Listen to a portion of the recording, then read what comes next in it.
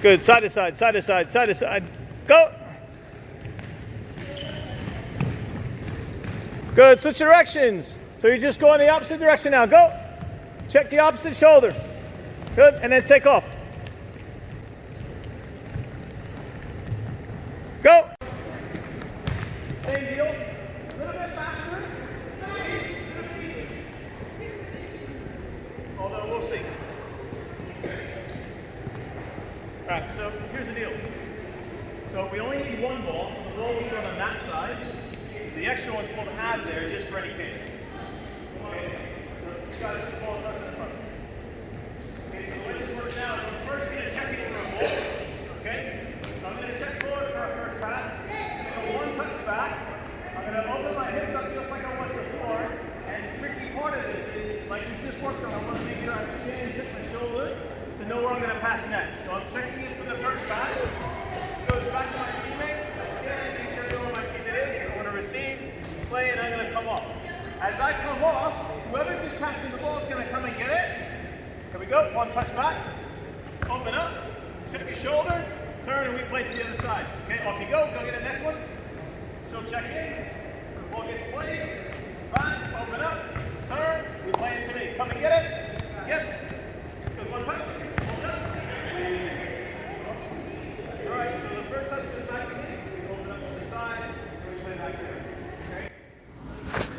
One of the hardest things for players, even at an older age that aren't used to this type of training, is trying to piece all the different parts together. So you have players that are used to working on technical skills, whether it's passing, trapping, striking balls, and then you've got players that have decent communication skills, but and then you have some players that have some decent awareness.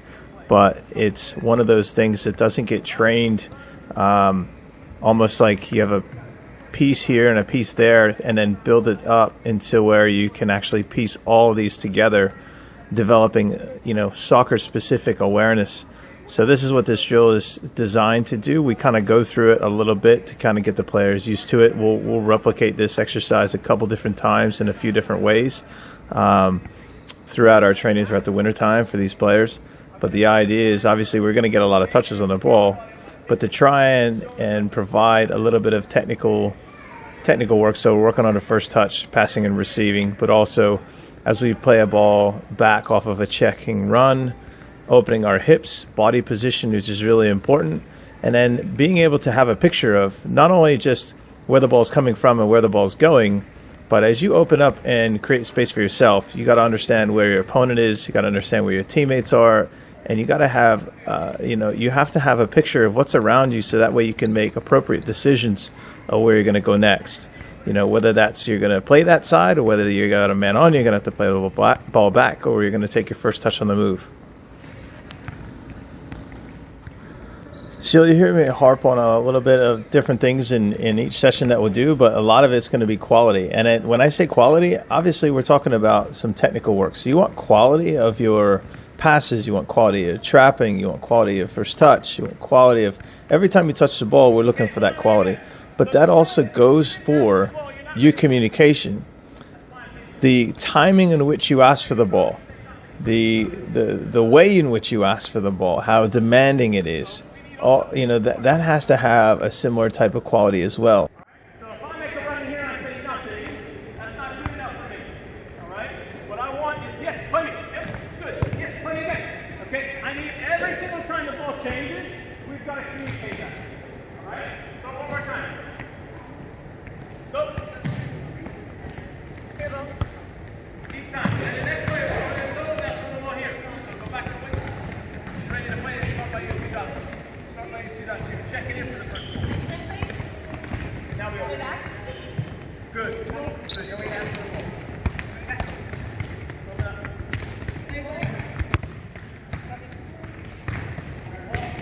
Guys, grab 2 extra balls there. Have them behind you.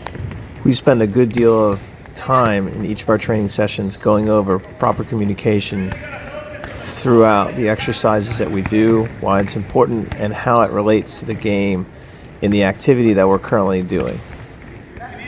It's very important that players understand the context in which they're using these, not just exercises and technical training drills that we're actually doing, but also how it relates to a game situation, how the communication affects what your teammates will do, the decisions they make, how it will affect the opponent that you're playing against, what they might choose to do based off of the runs that you're making, based off of the communication that you're using, how you're using it.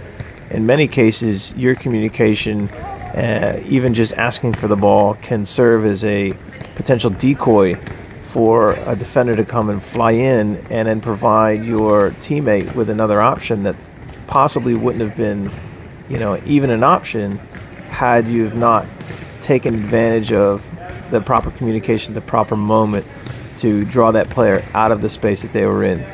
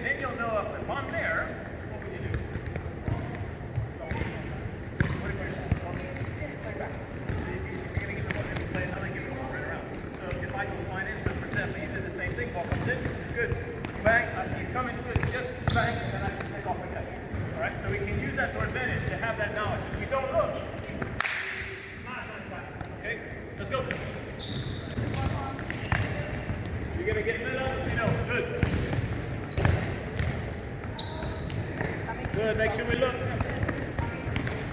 Pierce is spinning in a circle.